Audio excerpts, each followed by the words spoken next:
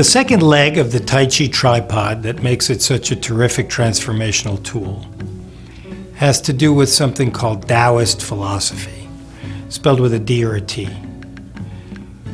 We don't know exactly when Taoist philosophy arose, but we can say that it's probably linked to shamanism, and it may go back 4,000 or 5,000 years, maybe more.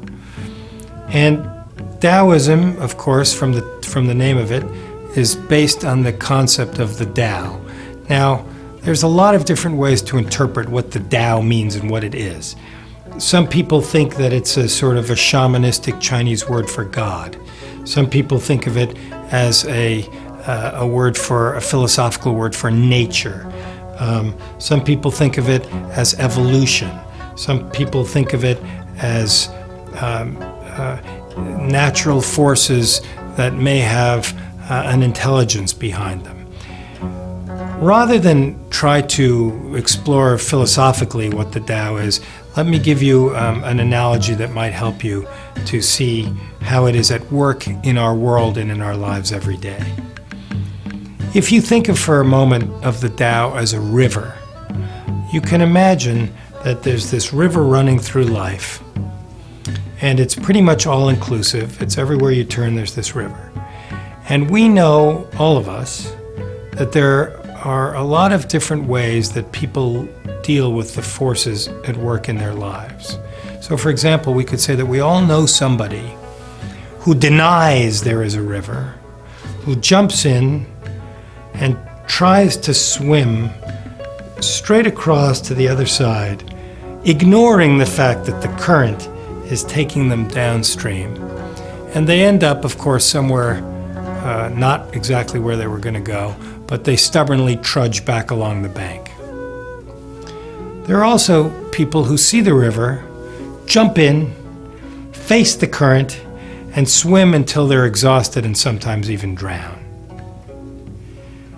There are also people who see some place they think the river will take them downstream, and they jump in and they swim as fast as they can with the current in order to get there faster, perhaps before everybody else. Then, of course, there's the kind of person who sees the river, recognizes the power of the river to carry them along, and surrenders to the river, cultivates a sensitivity upon jumping into the river, a sensitivity to the current, the flow, the obstacles in the river, the twigs, the branches, the rocks, and using minimal effort, manages to float through life, rarely sustaining more than a small bump or a scrape, and putting out very little energy, the minimum required to get where the river is going.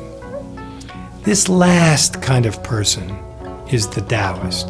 And in our lives, we probably recognize this model as somebody who always gets the great-looking date, always manages to get the offer for the promotion, always somehow seems to be in the right place at the right time, wins the lottery, all kinds of things happen, but never seems to be trying very hard.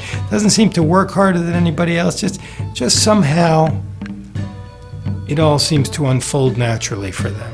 And when you look at the course of their lives, you see that time after time, they seem to be in the sweet spot, or they seem to just be to have everything happen for them inexplicably. Does that mean that there never is a bump or a scrape? No. But what it means is that when you look overall at the course of their life, it has that quality. And that quality is the quality that Tai Chi can bring us. How does this work?